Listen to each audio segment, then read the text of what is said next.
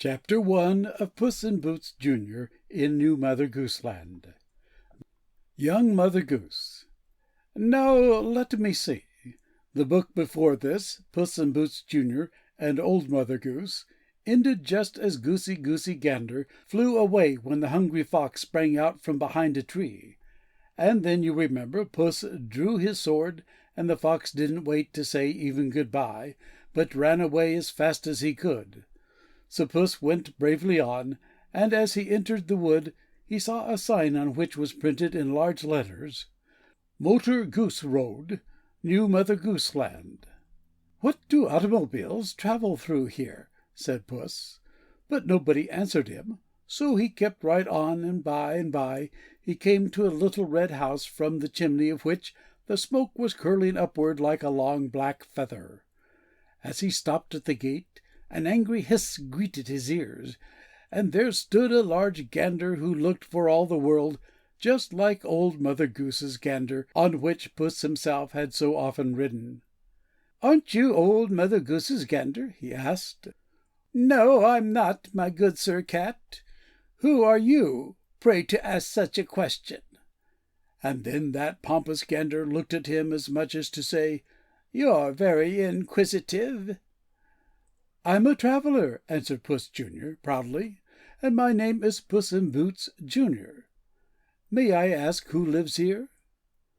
Well, when he heard who Puss was, the gander bowed most politely and said, "Young Mother Goose, when she wishes to fly, rides in her airship over the sky. She owns this red house and the woods and the lake, and she makes taffy candy and bakes ginger cake. I am her gander, and always cry quack if anyone even peeks in through a crack. I stand by the door or near by on the grass, and never allow anybody to pass. She has a boy Bill, a youngster of 10, who gets into mischief and then out again. She sent him to buy her an aeronaut's hat, but he bought a live goose that was downy and fat. The goose learned quite quickly to sweep with a broom, and helps Billy's mother to clean every room. And I and the goose grew friendly at once, although she seems often a good-natured dunce. And Bill and his mother love us to a feather, and take us along when they go out together. And sometimes I try, and sometimes the goose, to race with the airship when Bill turns us loose. And often, when flying along at our best, some downy white feathers will fall from our breast, and then all the children out playing below think that the clouds are dropping down snow. And now, my dear children, if ever you should find a little red house near a lake in the wood, and you see a big gander come hissing toward you, you'll know that my young Mother Goose tale is true." Chapter 2. What the Rooster Said. Let me see. In the last story, we left little Puss Jr. at young Mother Goose's house in the woods. Well, after the gander had told him all the news, Puss trudged along until he came to a large barnyard, and as soon as the rooster saw our small traveler, he commenced to crow. "Cock-a-doodle-doo! The mare has lost her shoe, and Mrs. Pig has bought a wig, as all the ladies do. She says I'm now in style with a piggy-wiggy smile, while all we barnyard folk consider her a joke." Well, you should have heard the noise after that. Mrs. Pig was furious, and she ran up to the gate where Puss stood and began to tell him what a disagreeable person the rooster was. Now Puss, because he had traveled so much, had grown to be very wise. So instead of laughing at Mrs. Pig, who really felt dreadfully embarrassed, he said with a grin, "Oh, never mind, Mrs. Pig, if they're unkind. Why shouldn't you, my dear, wear a curl behind each ear? Mrs. Hen will wear a comb wherever she may roam, though it's funny, I declare, when she hasn't any hair. Mr. Horse will answer neigh when you offer him some hay, so it doesn't seem so queer you should want a wig, my dear. Looks to me as though the joke was on the other barnyard folk." "Do you really think so?" said Mrs. Pig in a relieved tone of voice. while all the barnyard folk looked extremely uncomfortable. Then Puss turned to them and said, "If I were you, I would not make fun of Mrs. Pig, for she is not the only pig in Mother Goose who wanted a wig.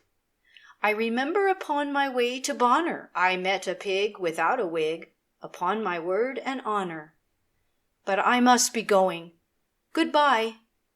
And Puss Jr. bowed and continued his way along Motor Goose Road until something happened.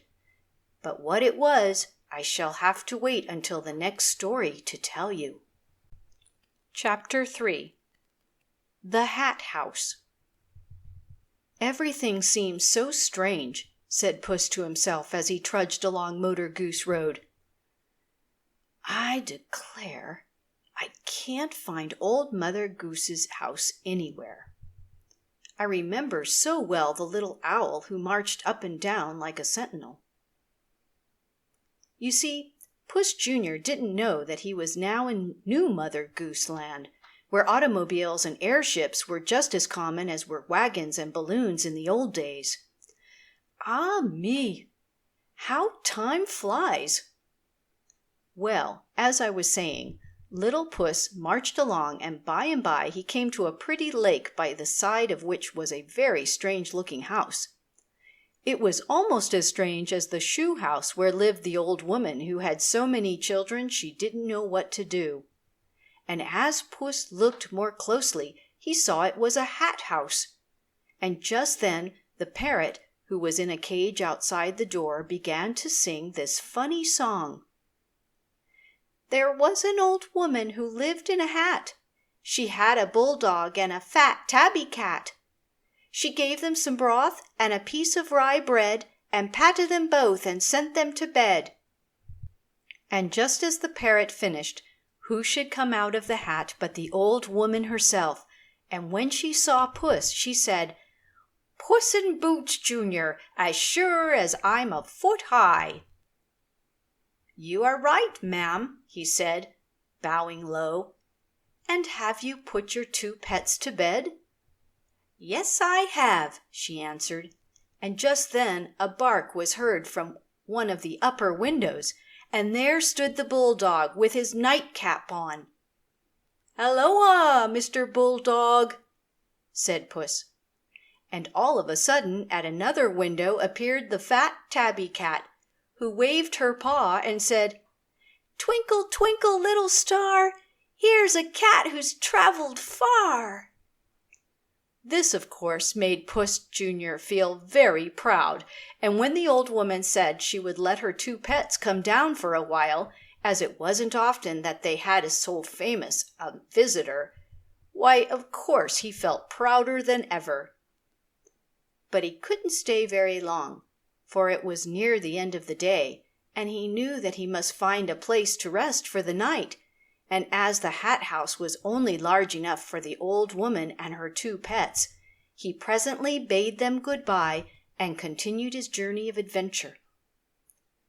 There was a very pretty path on the edge of the lake, and so, instead of returning to Motor Goose Road, Puss went this way, and by, just as the first evening star appeared in the sky, and the shadows began to creep out of the woods, he came to a pretty cottage on a hill, where the breezes never stood still, but blew the red roses that grew by the gate, to and fro, from early till late.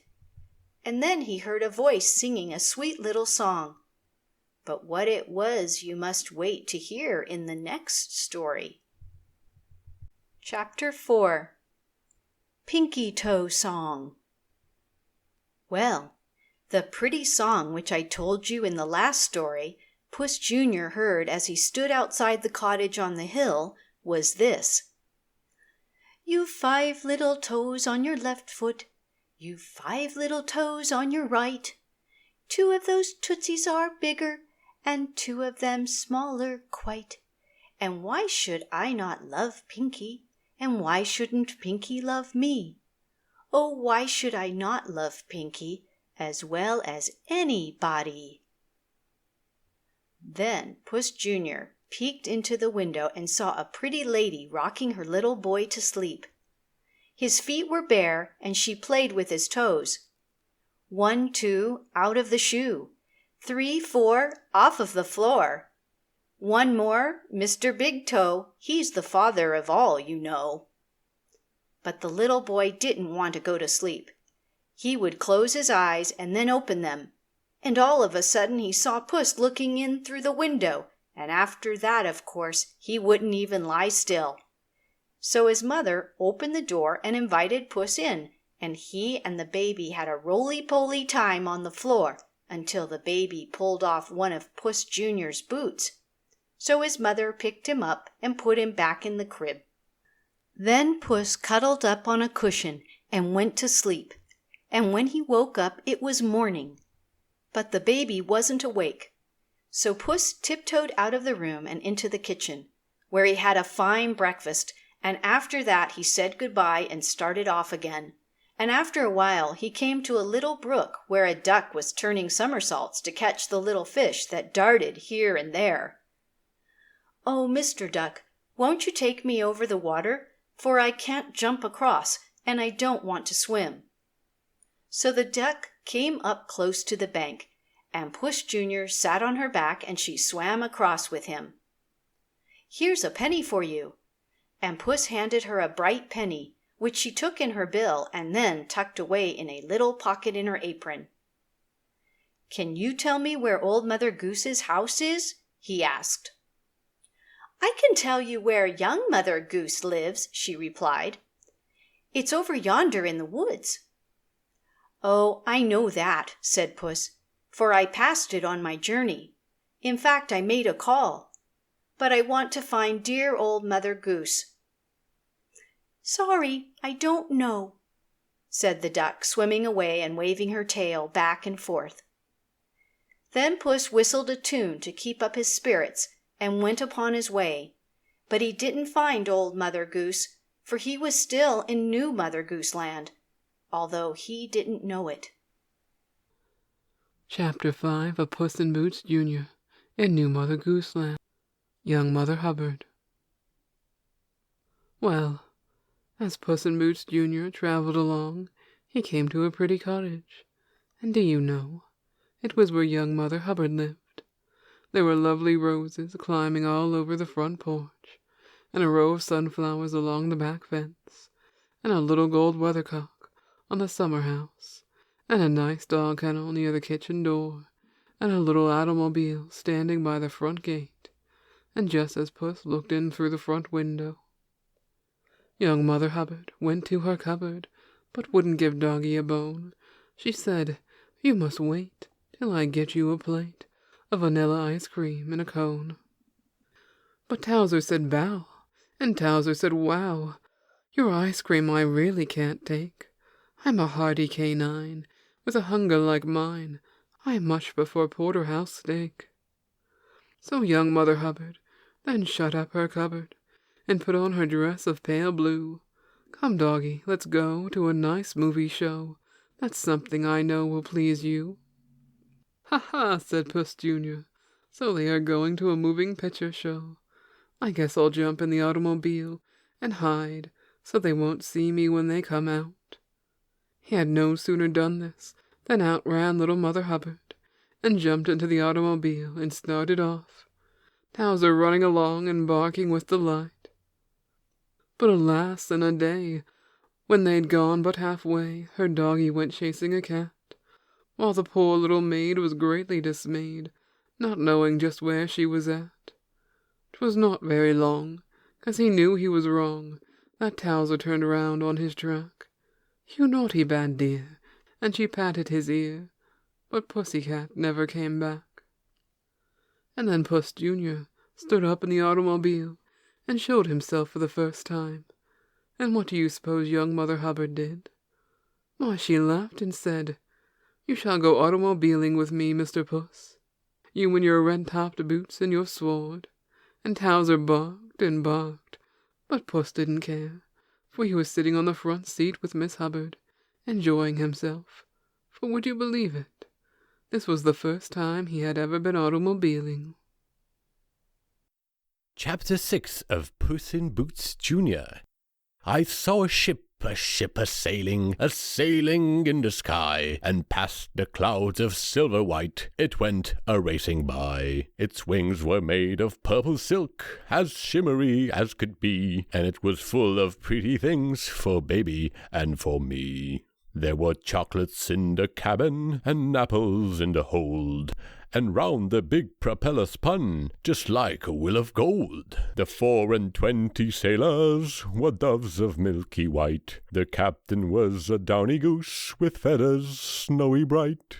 And when the airship came about upon the sea of blue, the 24 little doves began to softly coo. And then the airship descended, much to the delight of Puss Jr., who, as I told in the last story, was now traveling in New Mother Goose Land. "Ahoy there, Sir Cat!" And Captain Downy Goose leaned over the rail of his airship. "Would you like to sail the sky blue sea with me?" And you don't suppose for a minute that Puss Jr. said no. Well, in he jumped, red-topped boots and all, and in a little while they were flying over the treetops. The little dove sailors trimmed the sails and scrubbed the decks, and every now and then went down into the hold and brought up chocolates and apples. And the captain's wife and baby ate the chocolates, and Puss Jr. and Captain Downy Goose ate the apples. "This is the first time I've ever been in an airship," laughed Puss, turning to the captain, whose bill was just biting off of a big piece of apple so that he couldn't reply for a few minutes. So Puss didn't wait, but went on to say, "I've been up in a balloon, and with the old lady who rode on a broom to sweep the cobwebs off the sky." "You don't tell me!" exclaimed the captain, who had, by this time, eaten the apple. "And did you like it?" "Well, not as much as I did riding with old Mother Goose on her gander," said Puss. "Do you know, I've been trying to find her little house in the woods, but I've made a mistake somehow. I'm in New Mother Goose Land, but I don't see how I got here." "Don't let that worry you," replied the goose. And what they did after that, I'll tell you in the next story. Chapter 7 of Puss in Boots, Jr. in New Mother Goose Land. Do you remember how in the last story, Puss Jr. went airship riding with the goose captain and the 24 sailor doves? Well, they went on and on until nightfall, when up in the sky came the beautiful silver moon. But how different it looked, thought Puss Jr., not a bit like the moon in old Mother Goose Land and the good-natured moon man leaning out of his little window. And then our little hero stood up on his tiptoes in his pretty red-topped boots and said this little poem. And isn't it strange that he should have said just the kind of poetry that belonged to New Mother Goose Land? Glitter, glitter, silver moon, in the sky a big balloon. Tell me where you are all day. Where's the place you hide away? It is easy for the sun, when the day his race has run, in the shadows of the night, to conceal his golden light. But to me it does seem queer how you hide when all is clear. There's no closets I can spy anywhere up in the sky." Then the silvery voice replied, and it sounded strangely like the man in the moon's voice, but Puss wasn't quite sure. "Some day I will tell you, little Puss Jr. Perhaps when you have been in the New Mother Goose Land for a year, and then the only sound to be heard was the twinkle of the stars and the whir of the airship's propeller." "You'd better come into the cabin," said the captain's wife, "for the dew will be falling soon, and you will get damp." So Puss followed her inside, where it was warm and cozy. You remember, of course, that the captain's wife was a goose, and that the captain was a gander, and the 24 sailors were little white doves. Well, after supper, the doves sang such a soft and sweet lullaby that the captain's wife cuddled up her baby gosling and went sound asleep. And pretty soon, Puss felt his eyelids drooping, and before long he was in the land of dreams, and he thought he had wings and was flying through the air by the side of Goosey Goosey Gander. By and by, he came to the castle of my Lord of Carabas, where his father, the famous Puss in Boots, was seneschal, and he flew into the window and sat on the foot of the bed. But at first, he was afraid to waken his old father, so he sat there wondering what to do. And after a little while, he took the feather off his cap and tickled his father's nose very softly, and then the old gentleman cat opened his eyes. "My dear son, have you come home at last?" And then, all of a sudden, Puss Jr. awoke to find that he had fallen asleep in the airship. End of Chapter 7. Chapter 8 of Puss in Boots, Jr. in New Mother Goose Land. A day in port. "Well, I declare!" exclaimed Captain Downy Goose, as little Puss Jr. appeared on deck the next morning. "You're up bright and early." "And why shouldn't Puss be up, I should like to know? When you remember, in the last story, he went to bed at the same time the captain's wife put the baby to sleep, and that was pretty early. Although the time in New Mother Goose Land is not quite the same as it is in our country." Well, just then, as Puss looked over the side of the airship, he saw the sun rising in the east, and then, all of a sudden, the man in the sun looked out of the sun and said, "'Tis time for all children upon the earth to be tumbling out of bed." And as the airship was now skimming along rather near the tops of the houses, Puss could see in the bedroom windows, and many a little girl and boy who got out of bed that morning heard a whirring noise overhead, and some, who had very sharp ears, heard Puss purring away too, for he felt very comfy and contented after his good night's sleep. Then, by and by, when everybody was awake, and the milkmaids were milking the cows, and the sowers were sowing the seeds, and the farmers were making the hay, and little Boy Blue was doing something, but I can't tell you what just now, for this is New Mother Goose Land, you remember, and I don't really know myself what he's going to do. The airship drifted slowly down to the earth, and Captain Downy Goose and his 24 sailor doves got out and walked about on the green grass. "Every sailor needs a day in port," he said, as he helped his wife and the baby down the gangplank. Puss Jr. had already jumped out and was eating some catnip which grew close by. "Although I do wear boots and carry a sword, Captain," he said, "I still am extremely fond of catnip. I'm still a good cat." And then he climbed up a tree, boots and all, and sat on a limb just overhead, much to the dismay of a little robin who had a nest there. "He won't hurt you, Mrs. Robin," cried Captain Downy Goose. "He never touched one of my sailor doves." "And he played with my baby gosling so gently," said the captain's wife. Then the little robin stopped chirping and quietly sat on her nest. "In old Mother Goose Land," said Puss, "I knew Robin Redbreast even before he married Jenny Wren, and I was at the wedding with some friends of mine, and we gave them a gold ring." The 24 sailor doves were fluttering about the meadow, picking up worms and little seeds, for the food you have on shipboard gets very tiresome, you know. Then, by and by, the captain said it was time to leave. But in the next story you shall hear what they did after that. End of Chapter 8.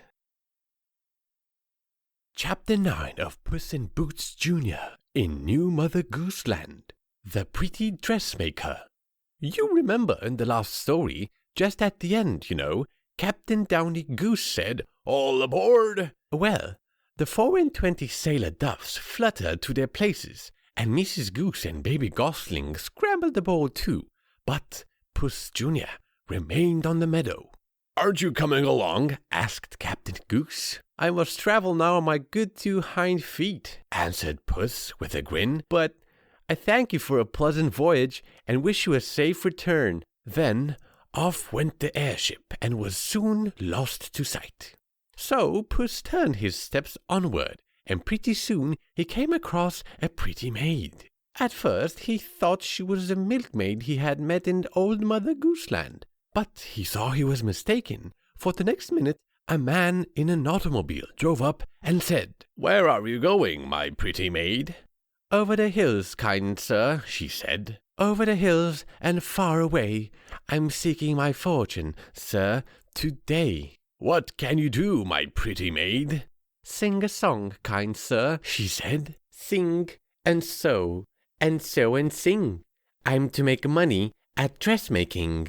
Over the hills the city lies, over the hills to the western skies. There will I find my fortune, sir, making a coat and a muff of fur." "Come, my pretty maid, come with me to yonder church with the tall belfry. Call the parson to marry us there. Here is my auto to carry us there." "Thank you, kind sir," said the maiden pretty. "I'd rather go dressmaking in the city." Then the poor man drove off in his machine, looking very unhappy. "Why didn't you marry him?" asked Puss Junior, looking up into her face. "Mercy!" exclaimed the pretty maid. "One doesn't marry everybody who asks one. Besides, I want to go to the city and make my fortune." "Come on then," cried Puss. "I will show you the way, for I've been to London town and I've traveled much. My trusty sword and I will protect you." The pretty maid dimpled and smiled, and then she took Puss Junior's arm, and away they went with a hop, skip, and jump down the road. And in the next story, you shall hear what happened after that. End of chapter 9.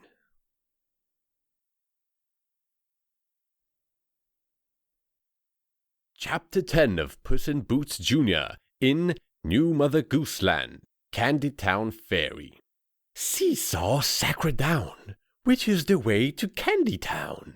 First the choo-choo, and then the fairy, and then the trolley for little Jerry." "But my name isn't Jerry," exclaimed Puss in Boots Jr., while the pretty maid, who I told you in the last story, was on her way to town to learn the dressmaking trade, turned up her little nose in disgust at the man who had called Puss this name, and said, "I don't believe he has given us the right directions, my dear Puss, for a man who calls you Jerry shows his ignorance. He should know that you are the son of the famous Puss in Boots."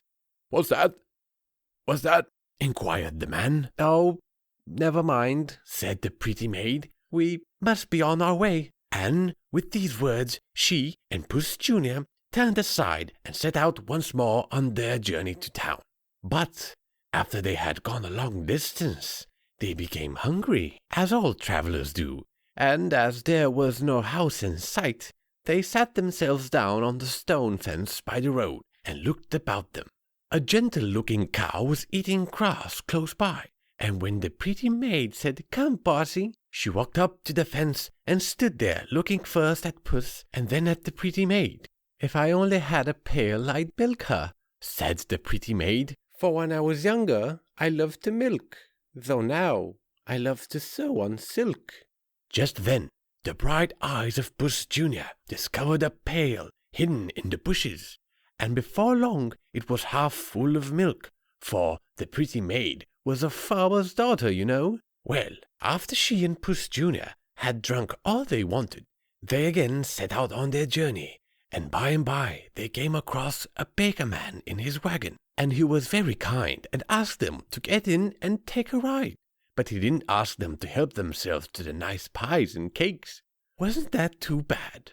Well, it wasn't so bad after all, for Puss Junior took out his purse and paid the man for all the pies he and the pretty maid ate. And I'm ashamed to tell you how many, for fear you'll go and do the same. And then your mother won't read the next story, which is going to be very interesting, if something doesn't happen pretty soon in this. Well, after a while they came to a ferry, and the baker man said it went to Candytown, which was the very place where the pretty maid wanted to go.